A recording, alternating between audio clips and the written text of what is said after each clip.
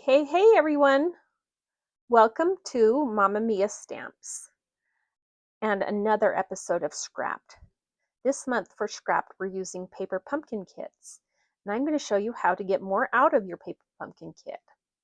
The kit I'm using is March 2026 Fluttering Garden, and so I'm showing you what is in the kit right now. You always get an ink spot and some stamps. I had already put them on my blocks so I could use them. These cards, or this kit makes 9 cards. You can make 3 of each of the cards. And I am only going to be using the stamps from this kit, and so you will be able to still make all of the cards if you would like to do something similar to what I'm doing. Here is the second card. It's a Mother's Day card. It says, "Have a beautiful Mother's Day." And the third card, "Grateful for you." So you can subscribe to Paper Pumpkin.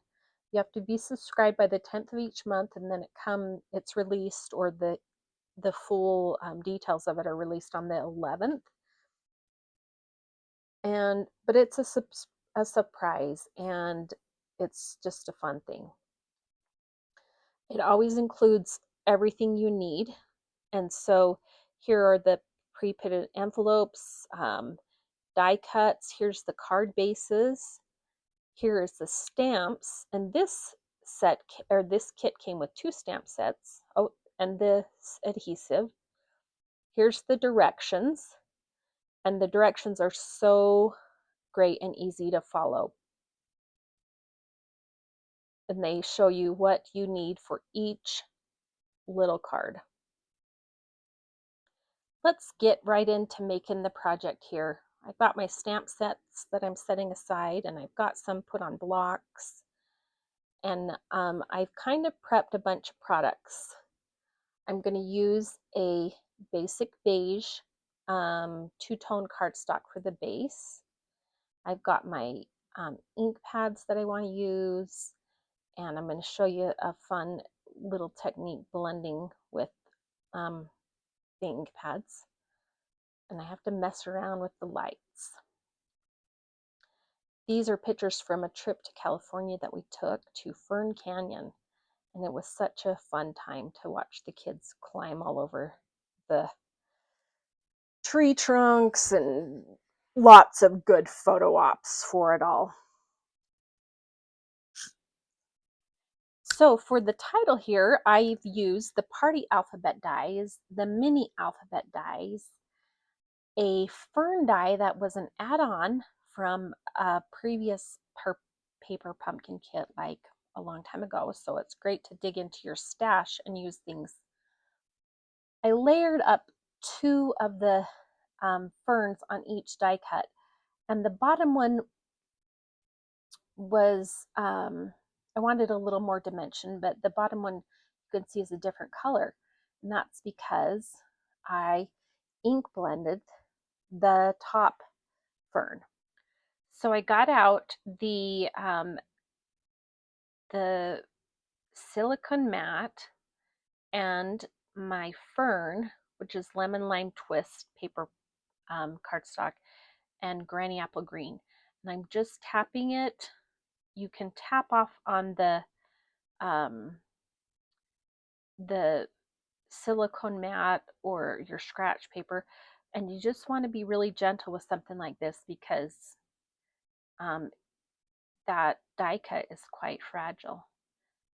And with this image, it didn't really make a big difference to tap off, but I just think that added so much more dimension to these ferns, as well as some depth in color, adding that granny apple of green ink to this lighter colored cardstock. And then we just finish that up and add it to the title. Well, I'm sure you've been wondering, we spending all this time on the title. When are we getting to the using of the paper pumpkin kit? Well, here it comes. I've got a strip of old olive cardstock. It's the two-toned, And I'm pretty sure I got it on the light side. And here's one of the stamps from the kit. It's just a perfect Fernie stamp for this layout. And I'm going to make my own pattern paper, rotating the stamp and stamping some off the piece of paper to create a fun and random, piece of pattern paper. Now you could do it however you want. There were some little stamps that were included that you could add in the middle of or in between these larger stamp. But I just kept with the bigger stamp and stamped around. I just loved making the little stamp nest with each other. So here we are done with our piece of pattern paper. And you wouldn't know that that was the basic gray ink. It looks green on that green cardstock. So that's another way. You don't always have to have every ink color. You can use a lighter gray or something stamping on green. It's going to pick up on the green. Well, I think it's time to get everything stuck down and look at that magic of television. Now it's time to embellish. And I'm just going to put these ferns that I ink blended around the page. I'm kind of going for a diagonal line of embellishment. And now I decided to add a little bit more stamping. Another one of those great stamps from this month's paper pumpkin kit. And now it's just in that need to add a little bit of more embellishment, maybe some little bling bling or something. Here I go to get into my stash. And I find some wood veneer and some dots. And I put the green dots in the different areas of the ferns. And now I'm going to add these wood veneers. And I just think they add another little touch of warmth to the layout. Here we go. Now I just need to add my journaling. And here it is. Look at that. The journaling sticker is one from my stash, along with the date sticker that I added. I hope that you learned a little bit how to stretch your paper pumpkin kit. And if you're interested in anything that I've talked about, there'll be links to my online shop, as well as to my fellow scrappy friends and their scrapped videos.